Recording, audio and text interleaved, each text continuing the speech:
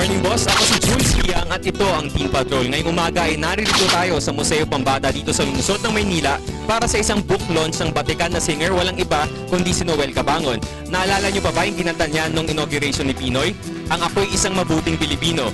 Ngayong taon, ang kantang ito ay gagawin nilang libro. Kaya samahan ninyo ako ngayong umaga upang malaman natin kung paano nga ba nila ginawa ang isang kanta para maging isang librong pambata.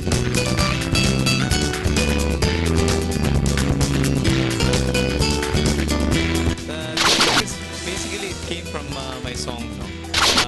Ako Isang Mabuting Pilipino, and I was really inspired by the books, picture books of Bob Dylan, and when I saw that one, I got the idea of why not transform my song also in a children's book like this.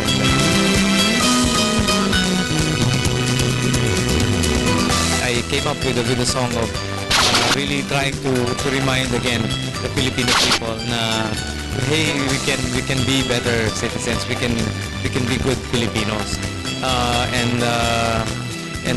we can show our being a good citizen by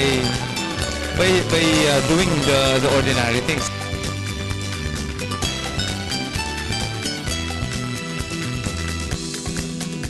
Nag-stick kami sa original concept. In-interpret ng artist kung ano yung nilalaman talaga ng titik. So, hindi kami nahirapan kasi maliwanag naman ang laman ng kanta, ang mensahe ng kanta. Yung style ko dito, acrylic paintings on banig. So, ginawa ko ng very comical, whimsical yung mga trabaho para maging appealing sa mga bata. So, na-illustrate ko yung mga eksena katulad ng mga pagmamano,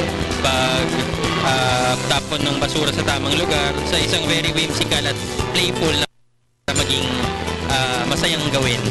At yan, narinig na natin mismo mula kay Noel Cabangon ang isang sumulat ng kanta ng Ako'y Isang Mabuting Pilipino at ito na mismo ay gagawing aklat. At nabanggit niya nga kanina na mula sa simpleng kanta ay gagawin na itong libro para ma-appreciate syempre ng mga kabataan tulad sa harapan ko. Ayon nga dito sa kanyang libro, tinutupad ko ang aking mga tungkulin.